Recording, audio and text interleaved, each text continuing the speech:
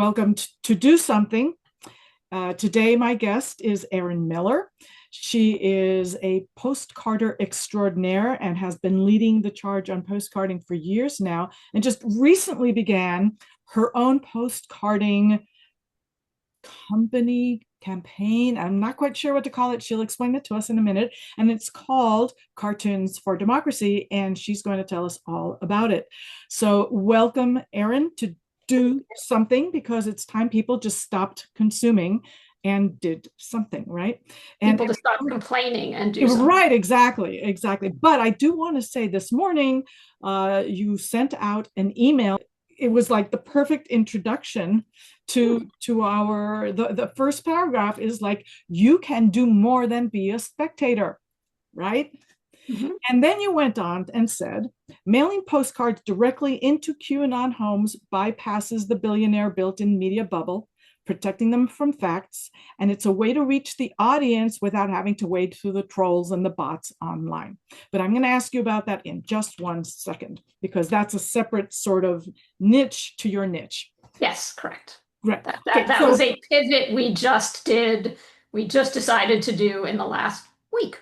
So right, and it seems like it's ripe for the picking, this theme with what everything that is going on. So I think I one of the things that's really wonderful is that you are responsive to what's happening on the ground, and I think that that's really important. But let's back up just a second. I like to call postcarding the gateway drug, right? Because everybody calls it that. Highly everybody calls agree. it that, because you do it at home, it's anonymous, it's safe, you do it on your own time, it's kind of creative in a way, those campaigns that let you draw on the postcard. But it's also very social. You can do this in groups and have a party and do these, and people put out hundreds of these a week. It's just amazing, which is what you were doing with Civic Sundays, which is where you and I met. Correct. And it's the gateway drug because for people, do something. Yeah. How do I do something? What do I do? The concept of, oh, you're going to go out and knock on people's doors is terrifying to people, especially if you're like me and you're introverted. Like, you don't want to do that. Or Mhm. maybe walking and doing a lot of walking isn't something you're physically able to do, or you live in an area that's too Mhm. hot, too cold, whatever. It is the least scary way of getting involved. I think postcarding is super important of the base of the pyramid for Mhm. getting people involved. And I Yeah. wish, I know there is some negativity towards postcards, but I wish more people recognized it as the gateway drug it is. Yeah. Because once you do activism, it is addictive. Well, So and I want to turn back a little bit and emphasize that activism is a very social thing. And this series is going to present a bunch of different ways to do it. If people think, oh, postcards, I just can't do that. I mean, you can drive people to the polls. I mean, there's just so so many many things, so ways. many different ways, bake sales, for fundraising that are not even directly political. And seeing as postcarding is a major action, political action. Tell us a little bit about why your postcards are different from other postcards. Sure. The most important thing, the vast majority of postcard campaigns out there are trying to get low activity Democrats to show up to the polls because if they only did, none of this would be an issue. Mm-hmm. So that is super important, and we are not taking away from that. Mm-hmm. The old adage was don't bother trying to get Republicans to convert or get MAGA to convert or GOP convert. It's more important to get Democrats to show up. And again, getting Democrats to show up is paramount. Yes.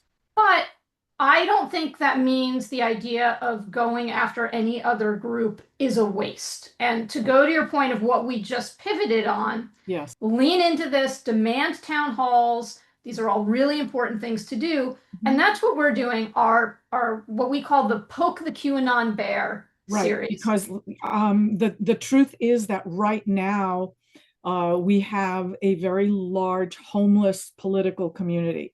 There are a bunch of people who consider themselves conservative or ex-Republican and are now independent or anything like that, who nobody is talking to. And it's a huge segment. So this is really important that somebody is talking to them saying, hey, we realize you're homeless and we have answers for you.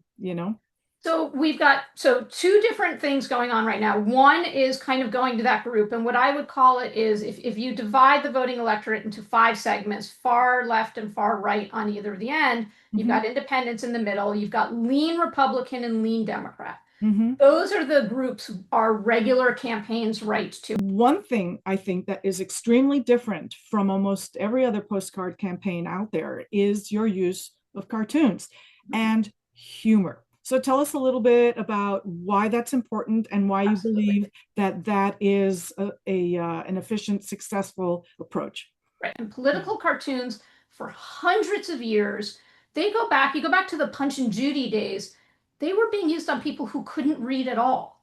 So Right, now we have people who have low attention spans thanks to the internet and social media. right. So these work really well. So literally, they see that postcard, they don't read the message, they don't look at anything else. They see that image and they've gotten your message, if nothing else. They throw it out after just seeing it, a message has been delivered. And But also, yeah, it's also more likely to make them flip it over and read what's on the backside. but importantly, and this is something that I really want to emphasize for other actions as well, that when faced with fascism, fascism falters in the face of ridicule. The whole point of humor is it emboldens us.